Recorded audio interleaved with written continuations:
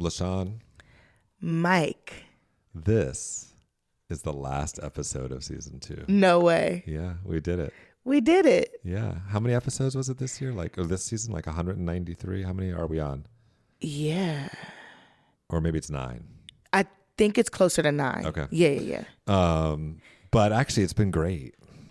Yeah. We really talked with some really great people this year. This season has been incredible. Yeah. Yeah. Our best work yet. And what a great way to finish. Yeah. Like forever. 2 seasons, cut it, and it's all over. I didn't quite say that, though. I think we have some stuff in the making for season 3, right? Okay. And I said this all before we get to the opening, just to have it on record, Justin, that it was LaShawn's idea to do a season 3. Yeah. Okay.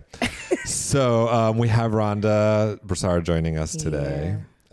So before we dive in, one of the things she's going to talk about today is really around like having a really powerful adult in your space. So I think the natural question to lead in today is, when you think about your school experience, was there an adult that was really your champion? I think at every level there was an adult. I think when I think of like one that was like particularly instrumental in like shaping who I was in middle school, my middle school teacher, Miss Sandy. Love her dearly. Shout out to you, Miss Sandy. I'm going to send you this episode. She saw me in a way that I couldn't quite see myself yet in middle school, right? We're finding ourselves, we're testing different limits and things. I remember one time I was passing notes in her class, and me and shocking. I know, right? Me and some friends, we were passing notes and we were trying to form a girl band. And so did you have a name? We did have a name, which was what our notes were about. It was very important to talk about in the middle of the class. And so I think one of us had like threw out this idea of like YA, and it was standing for young adolescents, right? So, right, we're just throwing around these big words. It's so funny. So she takes the note, and instead of like reading the note out loud in class like other teachers would have done, she writes us back. And she gives me the note back to me, and she's like, just so you know, it's kind of like you're going to call yourself young because adolescence means young. And I will never forget that moment because it was really funny. And we were like, yeah, we don't want to be known as like young.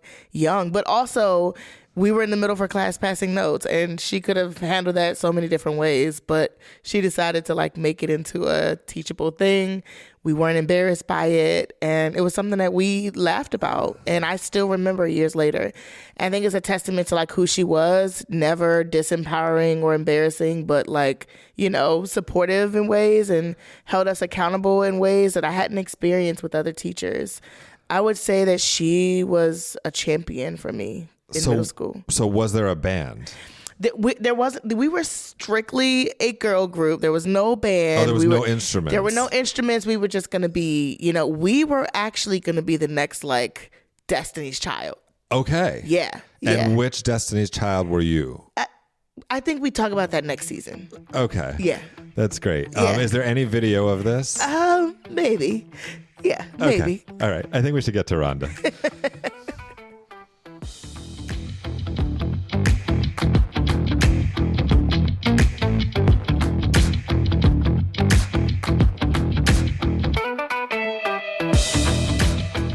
Welcome to the Flipped Podcast. Or Flip Ed. However you hear it, this is a place for joy and dreaming of education. In each episode, you will hear from educators with an idea, a vision, a revolutionary thought that could flip a switch and change schools for our changed world. I'm LaShawn. I'm Mike. Welcome to Flipped. Welcome to Flip Ed.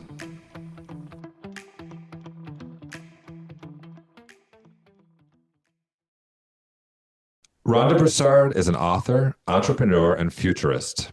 As the founder and CEO of Beloved Community and AWA by Beloved PBC, Rhonda works to create sustainable paths to regional, racial, and economic equity. Her vision for Beloved Community is informed by her leadership in education and Reverend Dr. Martin Luther King Jr.'s goal to create a beloved community that would require a qualitative change in our souls as well as a quantitative change in our lives. Rhonda has been a change agent in social justice advocacy throughout her career. Previously, she founded a network of language immersion and International Baccalaureate World Authorized schools, was a national board certified teacher, and taught in public schools in dropout recovery, college access, working class immigrant and affluent school communities. Rhonda is steadfast in her commitment to community engagement and leadership. Rhonda has been recognized as a Chevalier dans l'Ordre des Palmes académiques. by the French Ministry of Culture, is a Highland Leader, a Tulane Mellon Fellow for Community Engaged Research, a Pahara Aspen Fellow, and an Eisenhower Fellow.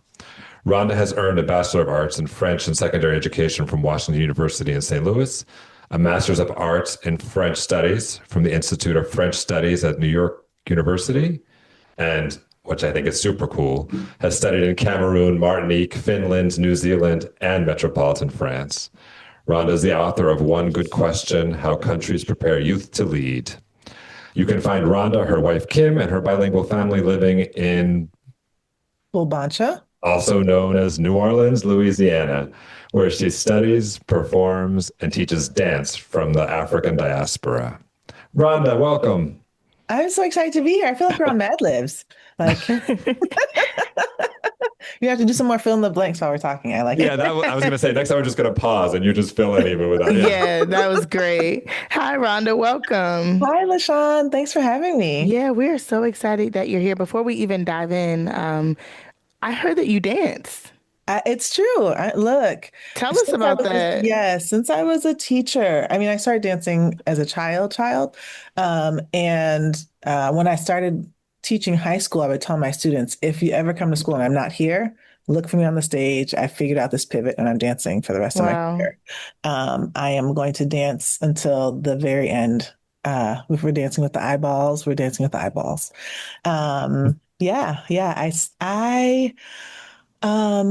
Last year, in fact, as I was celebrating 50, I decided to bookend it with 2 dance residencies. Like, how do I think about this in this now adult body? That was different than the way I moved in dance as a younger person, and did a 2-week residency with my favorite choreographer in Brooklyn, Ron K. Brown in Evidence. Wow. That ended with a community performance, and my family got to see me come and perform. And then 6 months later, we went to Salvador and spent 3 weeks dancing at Funsebi and dancing in the streets of Carnival, and really leaning into this a different form, like this. There's this emerging body of Afro-Brazilian contemporary dance that's super grounding. That's incredible. You're going to have to give Mike and I some lessons. Neither one of us are dancers. Yeah. Say less. Especially Mike, but like neither one of us are. I'm not responding to that. I'm not dignifying that with a response. So talk to us a little bit about like how you got into education. Yeah, I was inspired very young. In elementary school, I said I wanted to be a teacher, and like what I said as a child changed a bit over the years. But there were a couple of things that happened in early elementary school that really cemented this path for me. And for me, education and the ways that I saw my own role is about pedagogy and about social justice and equity and access, like from 9. So the first thing, I'm in 4th grade. Ms. Oppenheimer is my 4th grade teacher. This is in Lafayette, Louisiana, where I grew up. And I noticed one day that she was not acting in integrity with what she had named for us as a class community.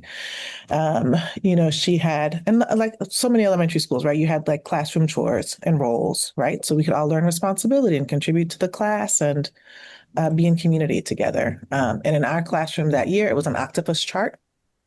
So you'd get on the chart, and for every leg of the octopus, you had a different job, and you would kind of do all the jobs, and then you would rotate off. And everyone got to rotate on and do all the jobs and rotate off. Wonderful, inclusive, all the things. And we were taking a test, and I noticed that a student was going outside to clap the erasers. Y'all, I don't know if you grew up in the 80s. We had not only like the chalkboard and the chalk erasers, but our schools didn't have indoor hallways. And so all the buildings were brick buildings. So you go outside and you would clap the erasers on the brick outside. Most coveted job, right? On this outside. So somebody's going outside to clap the erasers. I'm like, yeah, man. And I look at the chart and they weren't on the chart. Not only were they not the eraser person, but they were not on the chart at all. And I was like, that's not really fair. Scandal. Look, this is what I'm saying. Okay. That's not fair. Yes. That's not fair for anyone in the class. And it's not teaching this kiddo anything either, right? Who's like, I guess we'll clap the erasers and it's not even my turn. It's not my job. And so with my like best fourth grade cursive, I wrote a letter to Mrs. Oppenheimer, explaining what I saw, explaining how I thought she wasn't being in integrity and that our class wasn't going to learn what we were supposed to be learning by this exercise. Folded it up, left it on her desk at the end of the day. And I went home and I was so proud to tell my dad about I was frustrated and really furious to tell him about what had happened, but But was you took a also, stand. yes, but I took a stance and I was like, let Yeah. me, I'm going to tell daddy what happened at school today and what I did. And my father said to me, you go back to school and you apologize to this woman. Mm. It's not your job to give her any feedback and tell her how to run her classroom. Your job is to keep your head down and get your work done. And I'm like, but daddy, Wow. she's wrong. He's like, I don't care. Go back to school and apologize. And my parents went to school in the high school in the 70s when they were at that age integrating for the first time their high schools in Lafayette. They lived through horrific things in their public education experience that I could never. And so his perspective of keep your head down, get your work done was what got him through. So as an adult, I understand it. As a 9-year-old, I did not understand it. But I went back to school the next day and went up to her at recess. And when she was standing alone and apologized. And then the worst part happened because she said, oh, don't worry, I didn't take it seriously anyway. Oh. What are you doing? Like, I wanted to jump up and down. And you didn't write a follow-up letter? I did not. No. I did not write Maybe a we should second right letter. now. We should. I know. Dear Mrs. Oppenheimer. Yeah. So that we actually can do better by young people. We can listen to young people. Youth voice matters. We can be in integrity and practice this thing that was designed, right? Like the design was beautiful. Yeah. In implementation, we could do things a little differently. So that set me on this course of I can make it better. I can show up differently as an educator. And then that was coupled with around in the same time frame. So I am the oldest kid of my family, but I lived with my grandparents until the year before that, until third grade. And I have an uncle who's 3 months older than I am. And so he and I went to our first two schools together. And I could see again by fifth grade that school treated us differently. I was tracked into gifted and talented. He was tracked into SPED. And I remember being at school, we would go to recess, see each other at recess, see each other at lunch. And then I would go into all these enrichment programs where we had agency. We got to choose, how we wanted to spend this part of the day, et cetera, play chess, read comic books, sit on couches, play with Capsella, or build things in Capsella, do dissections. Really interesting things. And all I could think was, he would like to do this. Yeah. He would like to be in here with me. Why does he have to just sit in the chair and wait for instruction? In many cases, instruction that never came. And I'm getting to explore all of these opportunities.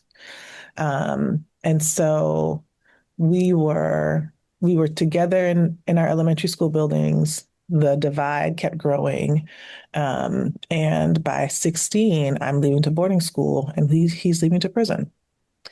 And I at that point, I was like, what can I do? I'm 16.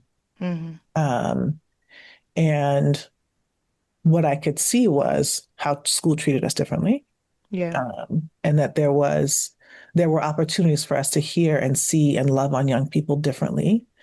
Um, and I started looking for education programs, like where could I start teaching now? And talked to my college counselor about it. And she helped me find this program called Summer Bridge. I applied to it and started teaching summer school with them when I was in like the summer between junior and senior year. Mm-hmm. Yeah, and that set me S- off on this course. So the stories that you told um, are unfortunately still familiar. Very.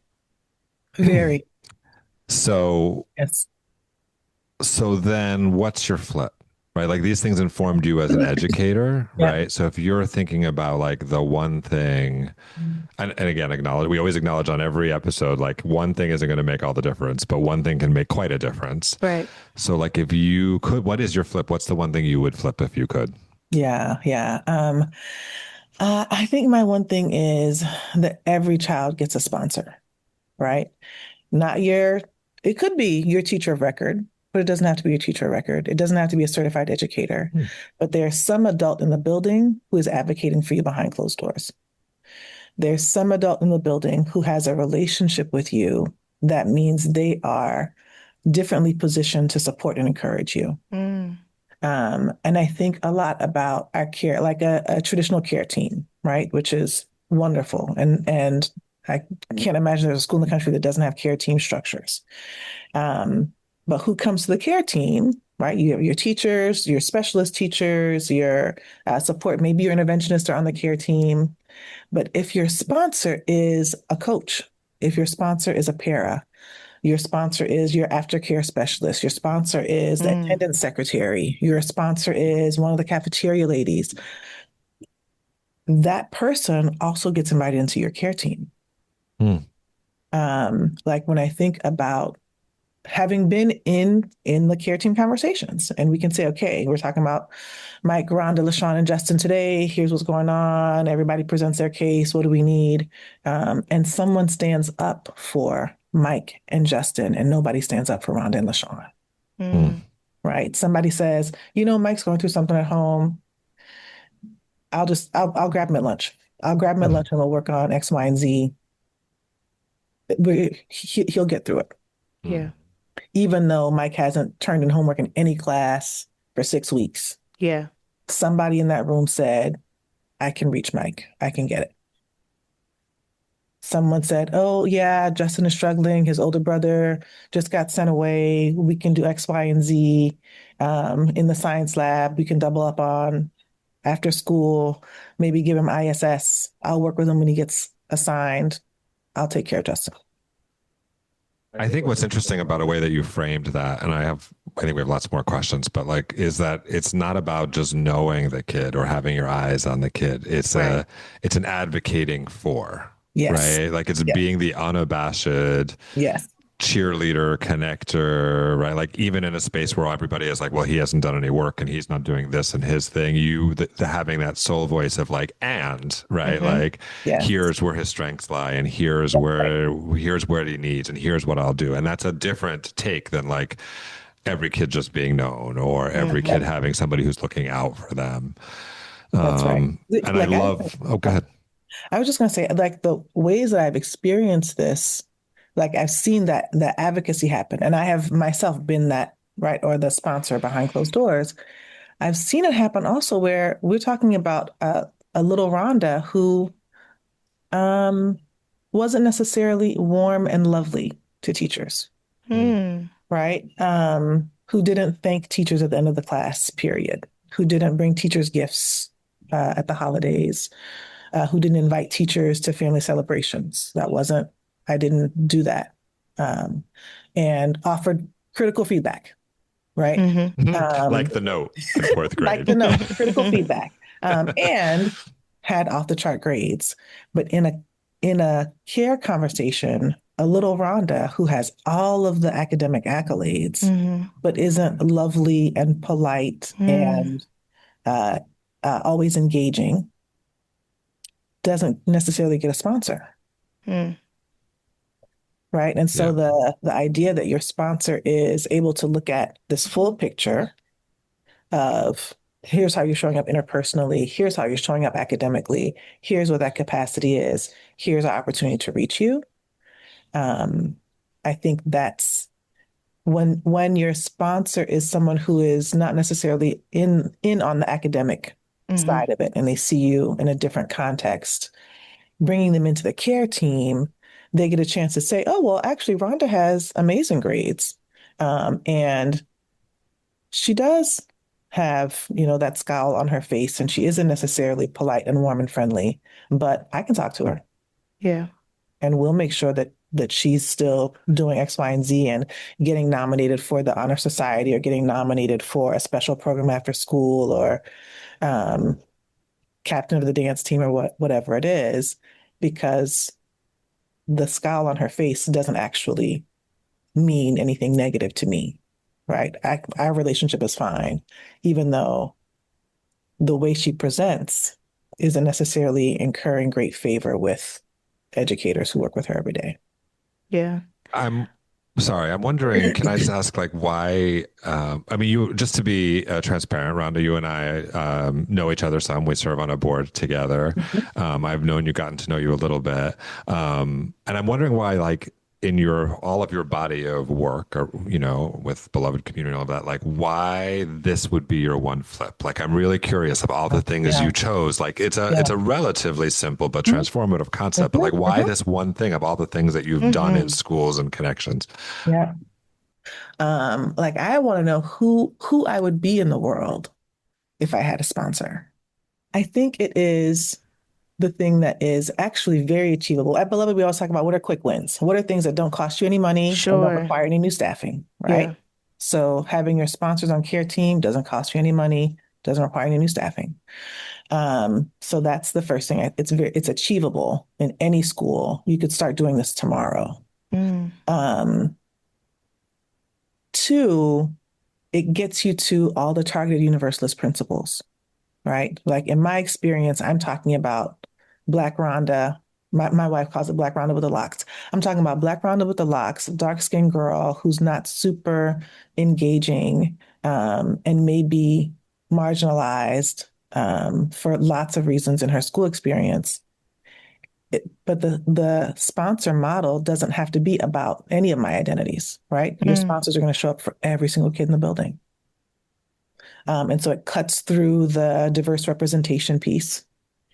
And again, it's not something that you have to hire specifically for because there are people in the buildings right now who see all the kids. Yeah. And they know who's getting the cheese sandwich at lunch. Mm. And they know who they see waiting for the bus in the morning on their way to work. Um, and so it gives us an opportunity for this inclusion part of advocacy that we can do everywhere. Yeah. I think the third thing for it, particularly from a big systems perspective, um, right? So we can do it without revenue changes. It gets to the inclusion and agency piece, and then three, it really does change lives, right? Mm. Everybody can tell you about this adult mentor or an older student mentor who changed their trajectory. Mm. But the whole podcast could just be about those people, right? Mm-hmm. That'll be the next. We'll do that in the Yeah, alternating okay. seasons. Yeah. Mm-hmm. But like imagine now, like if you, I mean, go back into your own school and you're like, ask your kids. My 17-year-old will tell you it's his high school basketball coach. Mm-hmm. And if he needed something at school, that's who he would go to. If the school needed him to do something differently, would the school also know that the basketball coach was the most important person for him? Mm. That's what I want to be possible. I mean, it is possible, but I think that those three things together make it the most doable flip. Yeah. Yeah, I also think there's something really powerful, just to go back to the inclusion piece, around like the intentional pairing of folks with people not in in this traditional role sense, right? So I have to get and to know and understand my sponsor as someone who serves them lunch, or as someone who is in the main office. Like it it underscores our responsibility to community, and I think Mhm. that that is really, really powerful. Mhm. What about folks who want to take this idea, as simple and as transformative as it is? What is the starting point for them? Mhm. Um, I mean, I think one, just play the podcast, have the conversation with your leadership team and say, what if we tried this? And maybe we try it on a grade level, Mm, Mm, right? mm, If we're in middle school, maybe we try it on our subject level team. Everyone doesn't have to do it the first year, but we're going to try it. And there is, if you're in a high school, and your high school or district partners with equal opportunity schools, it's a great plug for a resource. They're not paying me to say this, but equal opportunity schools, they have their model is about how do we help more marginalized young people get into honors track courses in high school. mm-hmm, And as a part of it, they build out this student profile card. They survey like 300,000 high school students every year. But when they come to your school and they're doing this survey with your young people, they ask them, um, LaShawn, who is your most trusted adult in the building? And mm, LaShawn says it in her survey. And so then they go back and they're like, okay, well, here is LaShawn, who in ninth grade isn't in any honors or AP courses. She has this academic profile that says she could be successful in the courses if Mr. Chalupa, who is her Spanish teacher, said, hey, LaShawn, you should think about doing Spanish AP Lang and Literature. She would say yes. And they literally thread all that information for you so you can get these young people to hear from their trusted adult mm, that there's a pathway for them into these honors and AP courses. So they've figured out a very specific way to do that identification. Um, if you're a high school, maybe you're working with them and you could extend that into other ways to identify sponsors. mm, But you could also just figure out your own survey. You could do it in homeroom. You could do it in advisory. Like, who are the two adults in the building that if you needed something, you would go to? mm. Um, or mm. yeah, yeah, and then I see what think they say. I think the other part, and I think this is embedded in all of what you both said, is what it feels like to have a champion, Yeah. right? Like not all of us have had that feeling of like having one person who really champions you, even in your least shining moments, Yes. right? Yeah. And to know in a community, in a space, not that that person won't hold you accountable, not that that person won't, give you good critical feedback or leave notes on your desk, Rhonda, but that but that no matter that there's this one person who really has your back no matter Yeah. what, Yeah. Yeah. that's like a powerful feeling that is like intangible and sort of provides that motivation. So there's another piece of that I really love. This is great, Rhonda. What a simple and powerful and I Yeah. never thought of it concept before. Yeah. Really? Well, Let's go. Let's do it. Come on. I did my graduate thesis on the power of student-teacher relationships in middle school, and so like I've done the research on it myself and read all the stuff. But like this concept of like actually identifying a sponsor, whether it's emergent or whether it's paired or whatever it is, and sort of systematizing that, Yeah. that's cool. That is cool. LaShawn, will you be my sponsor? Rhonda, are we allowed to say no? Like, we didn't talk about that part. Like, are we allowed to not sponsor, or is it just kind of like an automatic thing? Y'all are Ron, hilarious. Oh I my, need a champion in the building, Rhonda. I need a right, champion. Will you be somebody needs to be my sponsor. right now. Yeah, man. Y'all are Hey, thanks hilarious. so much for doing this today, Rhonda. Thanks, Rhonda. I love it. It's a great way to end the day for me.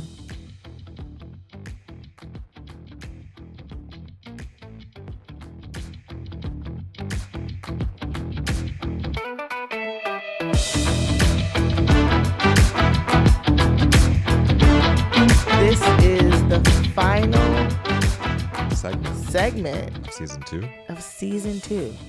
Wow. Yeah. Time flies when you're having fun. Yeah, it was so much fun. You know, we kicked off with Justin. At our first segment. Yeah. So we're going to end with Justin in our final segment. Exactly. He's like our secret sauce. The audience has been waiting all 9 episodes. They Justin, are told you us. there? Yeah, absolutely. No pressure whatsoever. Now I've got to say something super insightful. Exactly. You Yeah. had all season to think of something. Temper Justin. your expectations, folks. All right. So highlight season 2. Okay. We had 9 great guests. What's your one highlight from this year or this season? I think all of our guests were incredible this season, for sure. I think the highlight for me was our live podcast with Gholdy Muhammad. That was crazy. That was insane Whose and crazy amazing. idea was that? I can't quite remember. I think it was yours. I'm clear it's either yours or Justin's. Yeah. One or the other. But I think it was amazing. I think that like just being with a live audience was just incredible. I think Gholdy Muhammad is she's brilliant. And I'm so excited for the work that she has coming really soon. So I walked away from that one with like a lot more questions than answers, and I think that was a highlight for me.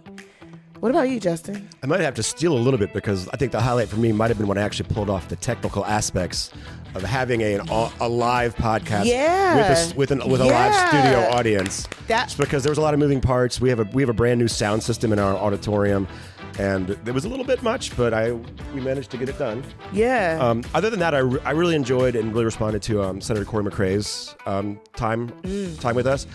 You know, he's sort of a local star, and I just really like what he has to say about mentorships and things like that, and what a big impact it can have on young people. Yeah, that's awesome. Mike? You know, again, I think the reason we do this is to sit with these people we admire and people that we think are friends. But, you know, my family, anytime we go on a trip, we do this, like, what's been your highlight? And my answer is always the same. My answer is, it was just being together as a family. Wah, wah. And so my highlight of season 2 is just being together as a family with you guys. Great. Yeah. Great. So, hey, did we learn anything? Did we do anything better this season than the first season? Maybe that should be an audience question, but anything that we... Yeah, that should be an audience question. Anything you think we did anything better, or was it... Yeah, what did we got? I think we had a pretty good flow. I think you guys had pretty good flow with most of the guests. Yeah. You might not know this if you're just listening, but we sort of added a little bit to the end where we have sort of more informal conversation with the guest after we sort of officially wrap. And we got some really nice tidbits. For some reason, people respond a little bit when they don't feel like they're actually being recorded. Even though they're still being recorded. And we were very clear they were still being recorded. It wasn't like we ambushed them. But we got some really nice pieces from that change. Yeah. I think we like tossed the script a couple times too this season. And that was like, it wasn't half bad. Yeah. Yeah. I felt like we also, like, maybe our nerves were less, but because clearly we didn't know at all what we were doing the first season. Yeah. I mean, not that we know what we're doing now, but I just felt like there was more laughter and more freedom in the second season, which was good. The tech, are these like new mics, Justin, or are these the same mics we've always used? These are pretty much the same ones. I feel like I've sort of dialed in and figured out the best way to make you sound the best you could possibly sound. You guys should hear him in person. It's terrible. This is all my magic. Yes. Thanks, Justin. And then, all right, last question of the season. You guys ready? All right. Why shouldn't we do season 3? Why shouldn't we do season 3? Yes, we should just cap it now. This has been great. 2 seasons together. We've highlighted great people. Why should we not do season 3? Because we've already fixed education. What is there left to do? Excellent. I feel like we've got there, and we should just ride off into the sunset like the heroes that we are. That's right. Yeah. Send all 18 episodes to the Department of... not the Department of Ed. To some place. Yeah, and then...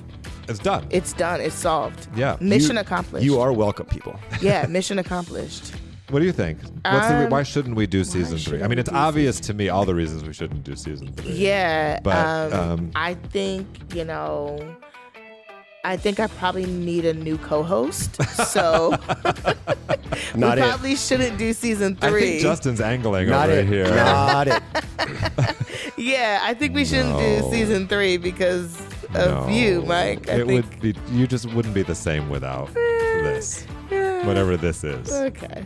Hey guys, good season, actually. Nice. All joking aside, Yeah. like to have the opportunity to elevate voices, but also like I was half kidding when I meant like doing the work together is really fun, and that's part of the joy of all of this. So congratulations, guys, to season 2. Nice work, team. It's been very inspiring.